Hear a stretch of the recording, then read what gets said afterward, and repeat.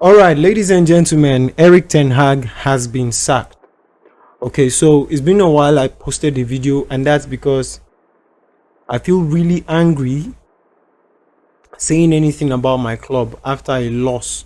Not just a loss that is unbelievable. You play a match against any club side, any team, 1 star, 2 stars, 3 stars, 4 stars, 5 stars team, 5-star rated teams. It doesn't matter. They lose outrageously. And not just because of Ten Hag alone. Alright, so he has been sacked right now. I feel pity for him because he's someone with a great philosophy. But he was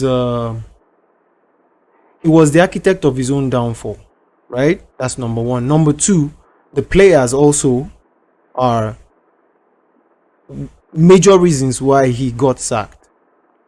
Take a look at the last match. How many chances would have been 1 goal up, 2 goals up, 3 goals up in 27 minutes? Would have been 3 goals up in that game. How do you explain Diego Dallo losing a goal, an empty net? Look, we can make excuses for players that they are humans, right? But then you are paid to do things like that. You cannot be excused for losing an empty net.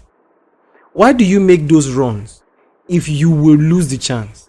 Why don't you just focus on defending the goal, right?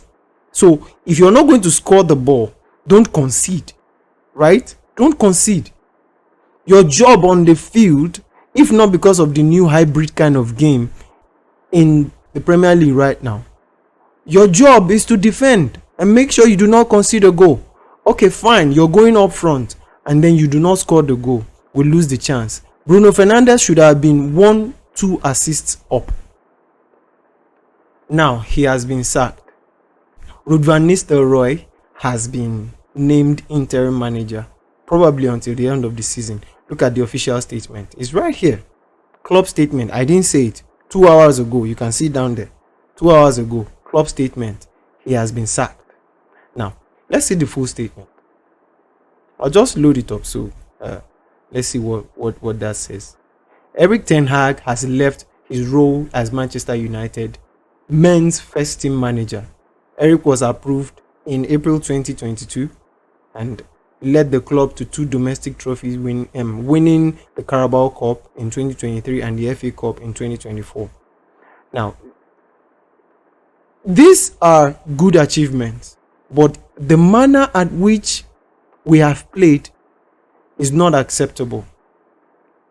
Am I blaming Erik Ten Hag? Not entirely. Am I blaming the players? Yes, not entirely. I blame the board. Because when you get crop of players that are not fit to wear the badge, to wear Manchester United badge, and then they play like that, they disgrace the entire club, the entire fan. I mean, I pity every United fan that has been watching our match for the past 2 years. It has been severe torture. We have been tortured watching. I mean, I couldn't post a video again on this YouTube channel because I'm very emotional about my club. It pains me to see my club lose a game, not just to lose a game. The manner at which we lose the game is what pains me.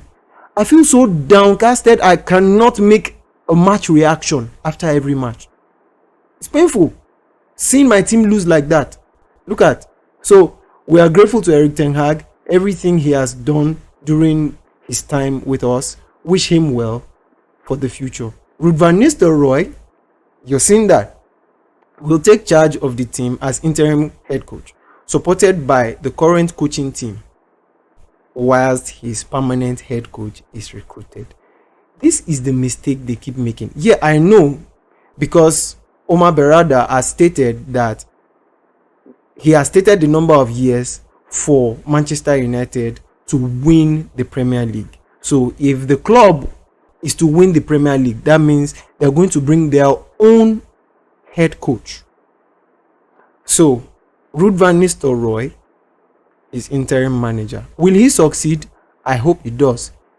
The same way I hoped Erik ten Hag to succeed. I loved him. Like, I loved his philosophy. I loved his approach, making sure that discipline was instilled in the minds of the player, making sure that they do not feel bigger than the club. I loved that philosophy. He had his own flaws too. Very stubborn. Trust me, Erik ten Hag is stubborn. Very stubborn a coach. Right? But then, he had his good parts too. He's emotional about the team. You cannot blame him for the team losing goals. Right? But then, he had his own flaws too. We can tell for number of crazy substitutions he does. You know? You can see Zegzi's performance. These guys are his players. Anthony, almost a flop, if not entirely a flop. Anthony, Zegzi. You can check. What's his name? Lenny Yoro has not played. Injury. You see, all of these things have made sure that he got sacked. He could not help it. He's gone. Let's hope for a better future for Manchester United. Hopefully, I'll be able to post a video again, because the way we lose a game, right, is what affects my mood. Not just because we lost the game. So if we lose a match and the loss is totally I'm not talking about let's forget about the penalties, right? Let's forget about the penalty awarded to West Ham. Let's forget about it. Because if we were 3 goals up, we would not be talking about the penalty, right? Would have been 3 points in the bag. Not talking about the penalty.